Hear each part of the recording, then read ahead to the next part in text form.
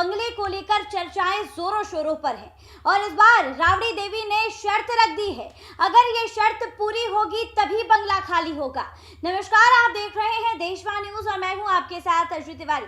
देखिए, गाजियाबाद से लौटने के बाद राबड़ी देवी ने बिहार के मुख्यमंत्री सम्राट चौधरी को खुलेआम चैलेंज किया, अपनी फोर्स लेकर आए और बंगला खाली करके दिखाएं। और 15 दिन के अल्टीमेटम के बाद अभी भी आवास में राबड़ी देवी का पूरा परिवार रह रहा है। और अब इस वक्त की बड़ी खबर सामने आ रही है, जहां पर राबड़ी देवी ने शर्तें रख दी हैं, अगर ये शर्तें पूरी होंगी तब आवास खाली होगा, वरना नहीं।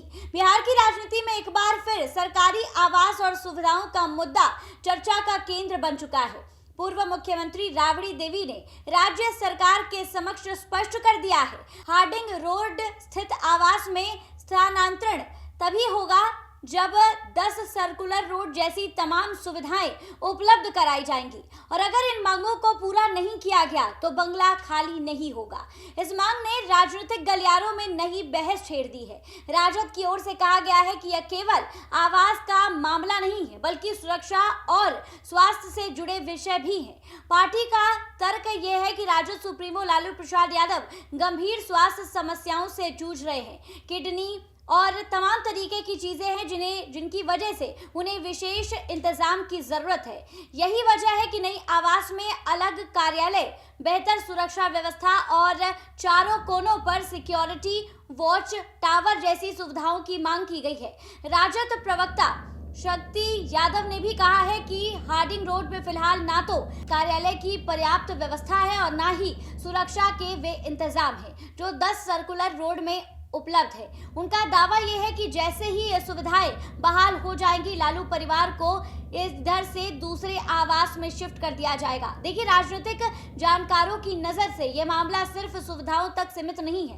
विपक्ष इसे लालू परिवार की वेध जरूरत बता रहा है, जबकि सत्ता पक्ष के कुछ हलकों में इसे विशेष रियायतों की मांग के तौर पर देखा जा रहा है। हालांकि राजद का यह कहना है कि यह कोई सियासी सौदेबाजी नहीं है, बल्कि एक पूर्व मुख्यमंत्री और राष्ट्रीय स्तर के वरिष्ठ नेता की सुरक्षा एवं स्वास्थ्य से जुड़े हुए कुछ मुद्दे हैं जिनको रखा जा रहा है। देखिए, दिलचस्प बात यह है, राजद ने यह भी याद दिलाया है कि नीतीश कुमार के कार्यकाल में भी लालू प्रसाद की सुरक्षा और स्वास्थ्य आवश्यकताओं को देखते हुए 10 सर्कुलर रोड में विशेष व्यवस्थाएं की गई थी। अब निगाहें राज्य सरकार पर टिकी हुई हैं कि इन मांगों को कितनी जल्दी पूरा किया जाता है। देखिए, राबड़ी देवी ने एक शर्त रख दी है। उन्होंने कहा है कि नए आवास में सुरक्षा जो है वो कड़ी की जाए और इसके साथ ही जो सुविधाएं इस बंगले में मौजूद है वही सुविधाएं उन्हें वहां पर भी चाहिए। और इसका कारण उन्होंने लालू प्रसाद यादव को बताया है। उन्होंने कहा है कि उनकी तबीयत ठीक नहीं रहती है, उन्होंने किडनी ट्रांसप्लांट कराया है और तमाम चीजें हैं जिसकी वजह से उन्हें डॉक्टर के पास जाना पड़ता है। और इसीलिए उन्होंने कहा है कि उस आवास पे अच्छी सिक्योरिटी होनी चाहिए,